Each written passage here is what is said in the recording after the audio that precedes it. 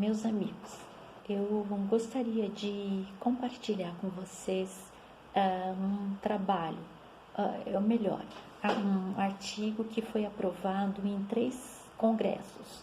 Um deles foi no 5º Congresso Luso-Brasileiro de Política Administrativa da Educação no Rio Grande do Sul. O outro foi no 7º Encontro de Pesquisas em Educação da Região Sudeste, em Vitória, no Espírito Santo. E o outro foi um encontro de estudos e pesquisa em História, Trabalho e Educação na Unicamp.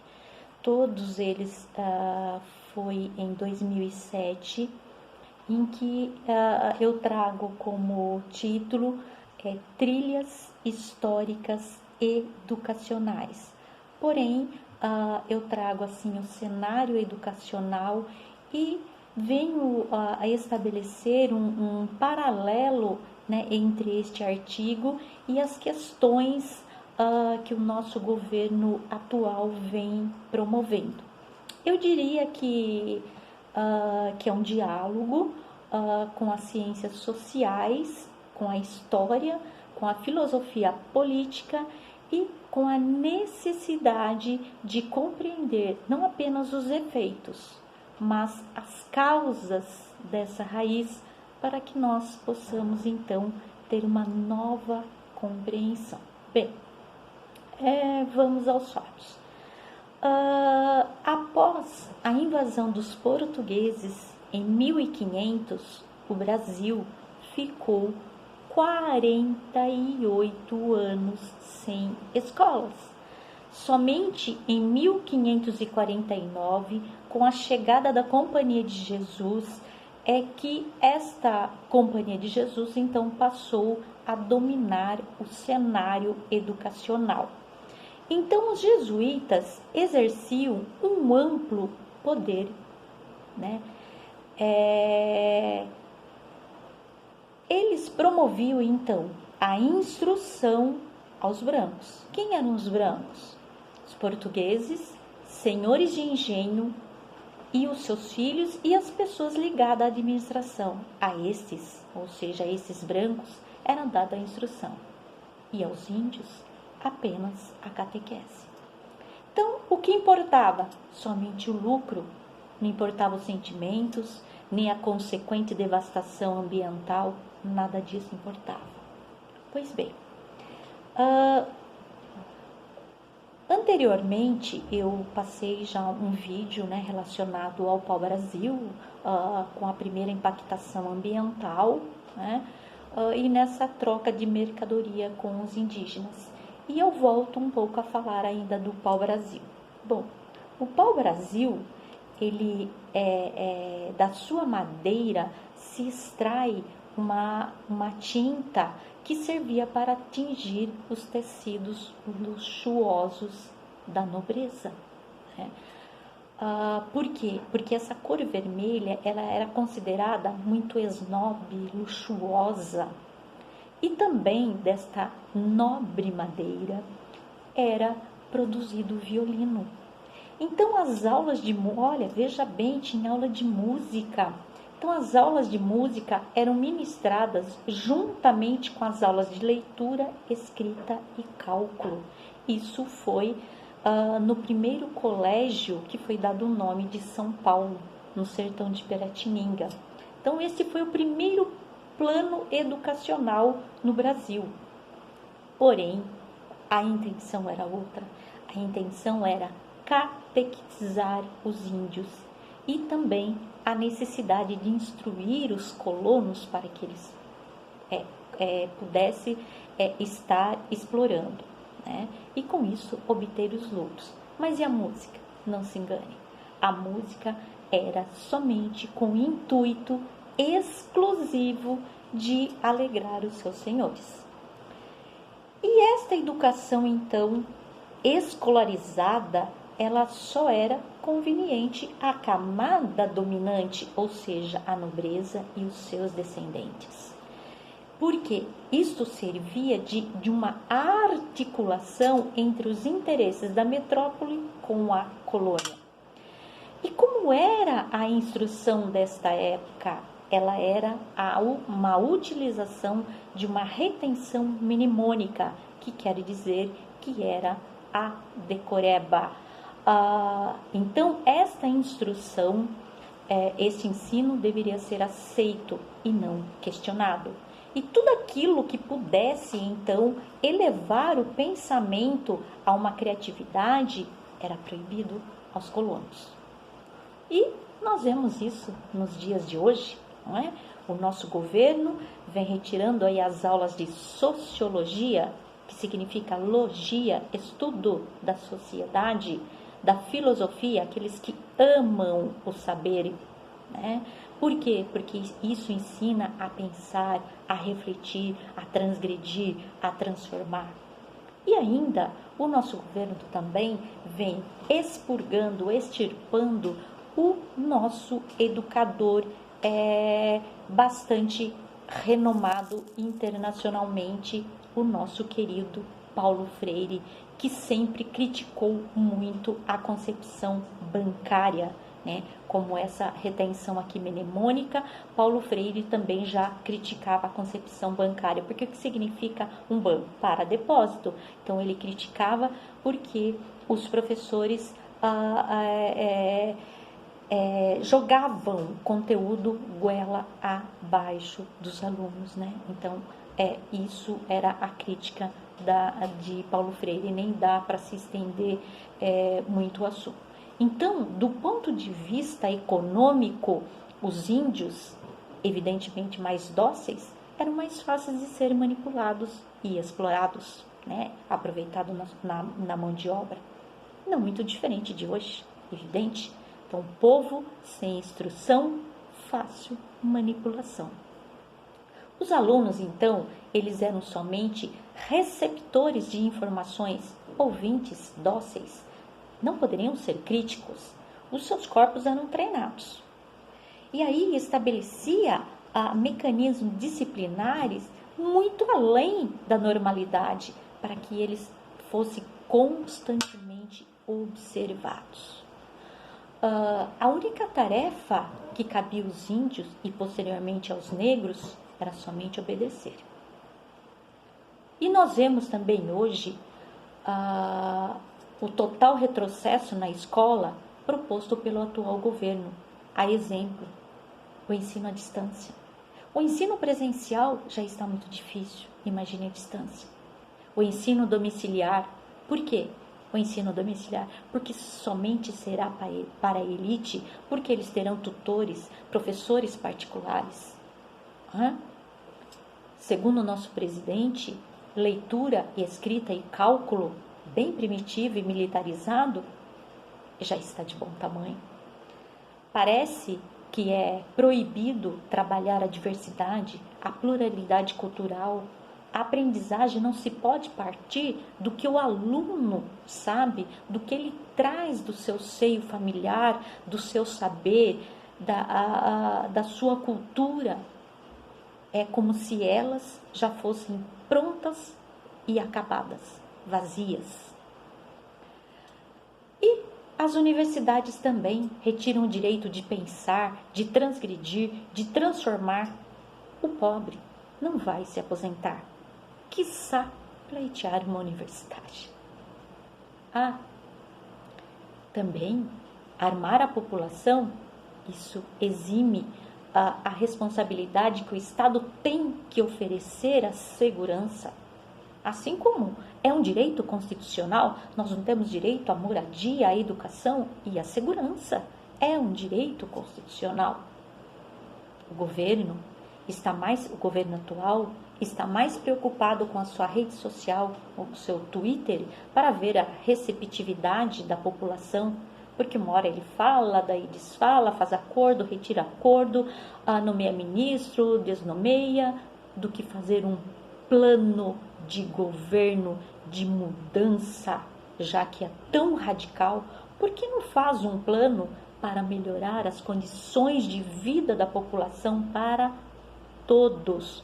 Mas ele só sabe fazer coisinhas, como por exemplo, horário de verão.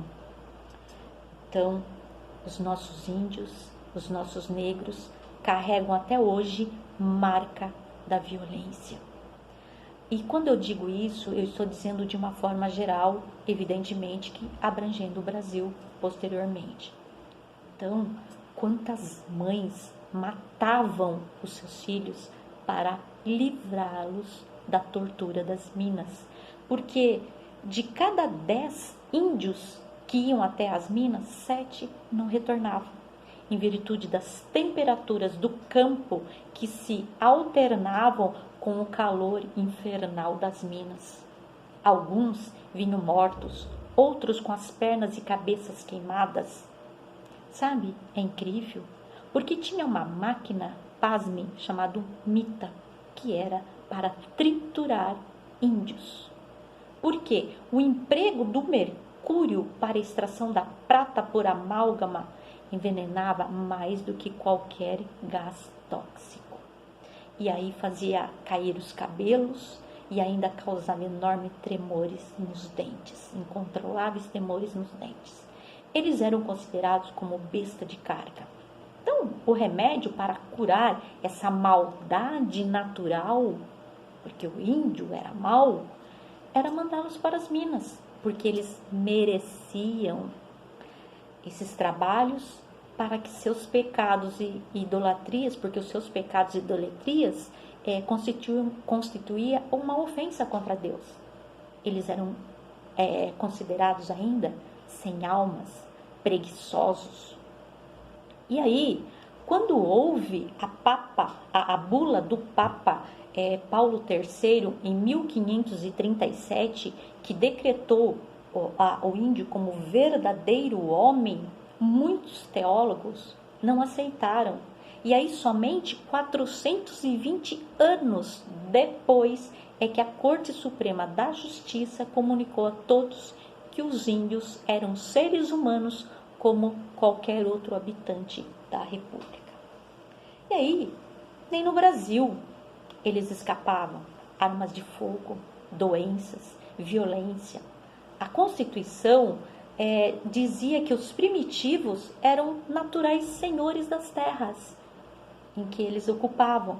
Só que quanto mais rica essa terra, mais ameaçado eles eram. E também, num ritmo de uma conquista muito grande, os Estados Unidos, numa cobiça, ele lança-se sobre a Amazônia, cujas riquezas os nativos desconheciam.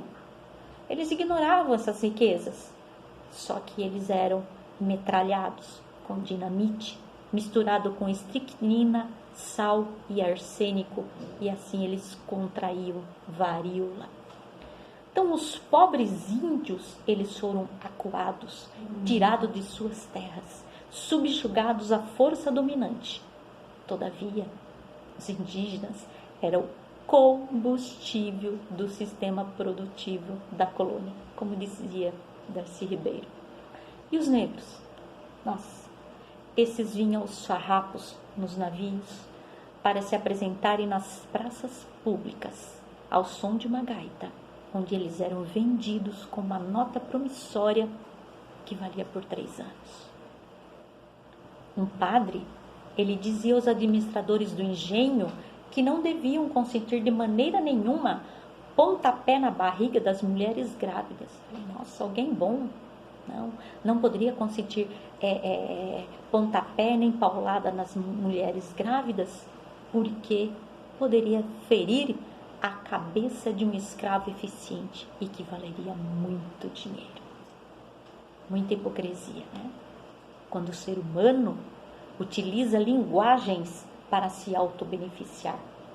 A cultura do outro não é respeitada, não tem direito à liberdade de pensamento, de expressão e, sobretudo, ainda precisa seguir passo a passo as instruções para não serem castigados. E nós precisamos romper com esses paradigmas que produzem esses cidadãos passivos, consumidores de ideias, adaptados para funcionar e manter as relações da exploração dominante entre pessoas e classes. Assim como o índio, o negro, poderia Como que um índio e um negro poderia se adaptar ao modelo europeu? Era totalmente desconhecido para eles. Para o índio, não havia necessidade de alimento exótico, roupas luxuosas, pois eles já moravam num paraíso. O negro era tido como miserável, sem alma. Como convencer que a ideologia europeia era bom para eles? Desta forma, eles recorreram ao poderio da igreja, porque persuadia para que eles fossem dóceis, porque isso seria agradável a Deus. E as mulheres? A instrução feminina. Esta restringia somente as boas maneiras e as prendas domésticas. E a elite? Esta sim, era preparada para o trabalho intelectual. E assim, com a expulsão da Companhia de Jesus, mais tarde vem a família real, né, e trouxe, então, inúmeras transformações. E o que não houve em 307 anos antes do descobrimento, em 2 e 3 anos, houve uma enorme mudança para que eles pudessem continuar explorando. Então, eles trouxeram diversas mudanças à família real. De 1808 a 1814, né? Teve muitas mudanças. Abertura dos portos, o primeiro jornal. Em 1808, funda a Biblioteca Pública, porém, ela só abre ao público em 1814. Teve curso de economia, botânica. Em 1810, Academia Real Militar. Curso de agricultura, Museu Nacional, Química Industrial e Mineralogia, em 1817, na Bahia. Porém, todas essas criações, mais uma vez, ficaram restritas para a elite. Mas e para o povo? Restavam apenas 60 vagas na escola de ler e escrever. O cenário é o mesmo, né? Escassez de recurso, de mestre, o povo enfrentava a fome e a miséria. Então houve a tentativa de recolonização. E aí foi quando Dom Pedro, então, ele acaba partindo e leva o tesouro do Banco do Brasil. E aí o povo cantava nas ruas do Rio de Janeiro: olho vivo, pé ligeiro, vamos a bordo buscar dinheiro. Aí o povo, totalmente descontente, que é o dia do fico, né? Pede aí que Dom Pedro, então, permaneça. E aí, no dia 7 de setembro, então, de 1822, Dom Pedro levanta sua espada e gritou: independência ou morte! Mas o que nós vemos, infelizmente, prevalecer até hoje é a morte. A morte dos nossos rios, das nossas matas, da nossa fauna, das nossas riquezas minerais, de nossas crenças, de nossos sonhos. Conforme enfatiza Galeano, já em 1994, ele dizia: nossa derrota sempre esteve implícita na vitória alheia. Nossa riqueza gerou nossa pobreza para alimentar a prosperidade de outros. Então, até a década de 30, para vocês terem uma ideia, a educação não era considerada um problema. Nem mesmo a palavra educação figurava nas constituintes. O ensino, pasme, ficava num departamento que era subordinado ao Ministério da Justiça. Não tinha Ministério da Educação. Parece que já vimos esse filme, né? E aí, somente em 32, a educação, então, passa a ser vista como um efetivo problema nacional, quando, então, há o manifesto dos pioneiros da educação, da escola nova, conhecido por muitos, né? Em que defende uma escola pública, obrigatória, laica, gratuita, profissional e aberta a todas as classes sociais. E depois, então, na Constituição de 34, há o Plano Nacional de Educação. Aí há outras reformas, vem a outra LDB em 61, LDB, Lei de Diretrizes e Bases. Tivemos inúmeras reformas, que nem dá para citar todas, mas todo sempre o ensino elitista, um currículo fragmentado, processada nessa sociedade de controle e interesse da classe dominante e ainda com teorias importadas. A ousadia é tão extrema que, por intermédio desses benefícios importados, faz uma lavagem cerebral no cidadão e que o cidadão vê isso como um benefício, como algo bom. Para vocês terem uma ideia, em 1968, houve um acordo entre o MEC, Ministério da Educação e Cultura, com os Estados Unidos, chamado MEC-USAID, em que os americanos vieram aqui no Brasil com o objetivo de estudar a situação do Brasil e elaborar leis para o quê? Melhorar o ensino, para salvar o Brasil do comunismo e preservar a democracia. Pode isso? E aí, em 70, então, os americanos vendem a ideia de que os técnicos de segundo grau salvariam a nação. Aí vem aquela enxurrada de cursos profissionalizantes, como vocês já conhecem, com a criação da Lei 5692 de 71, diversos cursos de administração, contabilidade, magistério, química, secretariado, enfim.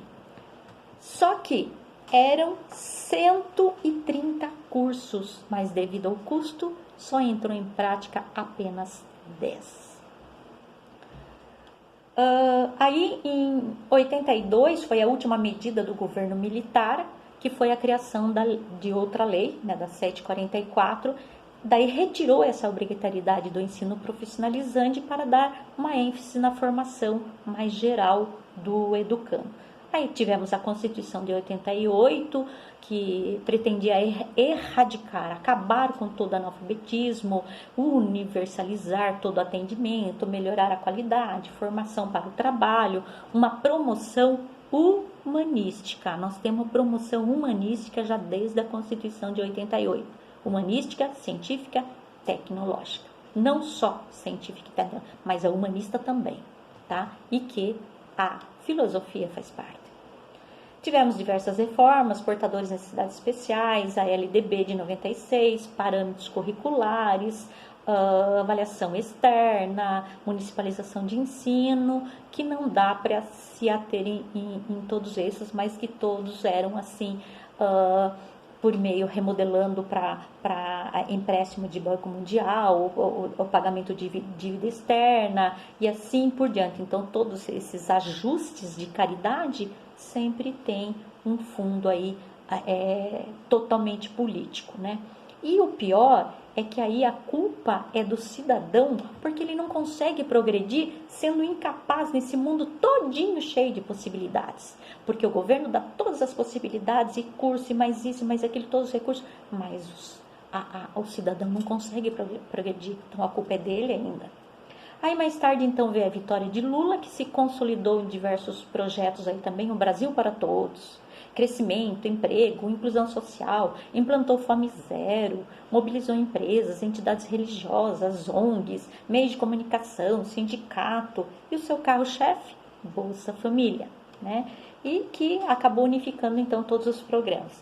Os meios de comunicação, nesse momento, eles auxiliaram muito, chamando a sociedade para essa responsabilidade social. A Rede Globo, nós sabemos que é a detentora de 100% nessa divulgação, dessa solidariedade, dessa responsabilidade social. A Fundação também, Roberto Marinho, criada em 97, já com foco mais na educação. Só que é curioso que o Estado, ele descentraliza tudo, ou seja, ele joga toda a responsabilidade na sociedade civil, nos mercados, mas a fatia de lucro só vem para ele. E desta forma, continua a exploração, a marginalização, a exclusão. Aí nós temos, como era antigamente? A exploração se operava por meio dos navios negreiros, levas de escravos amontoados sobre condições desumanas nos navios. E depois, por meio do Ministério do Trabalho, que convidava as empresas estrangeiras a gozar aqui, a seu bel prazer, a nossa mão de obra abundante e barata e os nossos recursos naturais. E hoje? Hoje mobiliza a empresa para essa chamada de responsabilidade social e ainda firma vínculo com os Estados Unidos e demais países, tendo como carro-chefe direitos humanos, condições de trabalho, meio ambiente e o pior, o meio ambiente de natureza mundial, como se nós tivéssemos que pagar por todos os outros países. Por quê? Por quê? Pergunto. Se nós podemos ser autossuficiente, autoindependente. Um pequeno exemplo. Só o crédito de carbono, que movimenta bilhões, e o Brasil ocupa uma posição privilegiada no ranking de maior produtor. Só do crédito de carbono.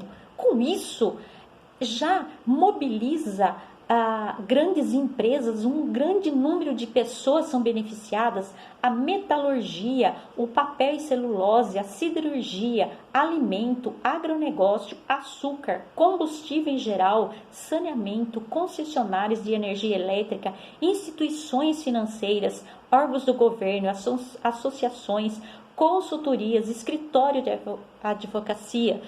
Quantos benefícios só o crédito de carbono traria, e nós estamos num ranking, num patamar lá em cima.